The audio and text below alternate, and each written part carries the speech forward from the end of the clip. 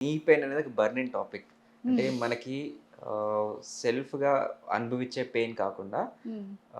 పాపులేషన్‌లో గూడా మోకాళ్ళ వల్ల వాళ్ళకి చేసే పనుల్లో సరిగా క్వాలిటీ తగ్గిపోవడం. So, okay. Social life, financial life and personal life ఇవన్నీ కూడా ఎఫెక్ట్ అవుతుంది.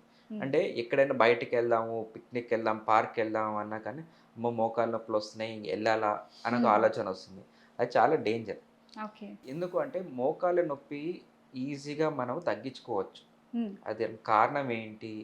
దానికి అండర్‌లయింగ్ రూట్ కాజ్ ఏంటి? సో, దాన్ని ఎలా ప్రివెంట్ చేసుకోవాలి? ఎలా ఓకే. ట్రీట్మెంట్ చేసుకుంటే దాన్ని సులభంగా దాని నుంచి బయటపడొచ్చు. హ్మ్. ఎస్పెషల్లీ యంగ్ అడల్ట్స్‌లో చూసుకోవాల్సిందేంటంటే వాళ్ళకేమైనా హిస్టరీ ఆఫ్ ట్విస్టింగ్ ఇంజ్యూరీ ఉందా? హ్మ్. సడెన్‌గా ట్విస్ట్ అయిందా కాలు? స్లిప్ అయిందా? జారి పడ్డారా? సో, ఇవన్నీ స్పోర్ట్స్ ఇంజ్యూరీస్ అంటాం. ఓకే. ఫుట్‌బాల్ ఆడినా గానీ, వాలీబాల్ ఆడినా high impact activities badminton or సడెన్‌గా డాన్స్ మూవ్‌మెంట్‌లో ట్విస్ట్ అయిందా? హ్మ్. వీళ్ళలో వచ్చేదేంటంటే టెండాన్ ఇంజ్యూరీస్ కానీ, ligament injuries, meniscal damages. Okay. ఈ అండర్‌లయింగ్ ఏమైనా రూట్ కాజ్ ఉన్నా దాన్ని అడ్రెస్ చేశామనుకోండి, హ్మ్. వాళ్ళకి దీర్ఘకాలికంగా నొప్పి తగ్గించుకోవచ్చు. ఓకే.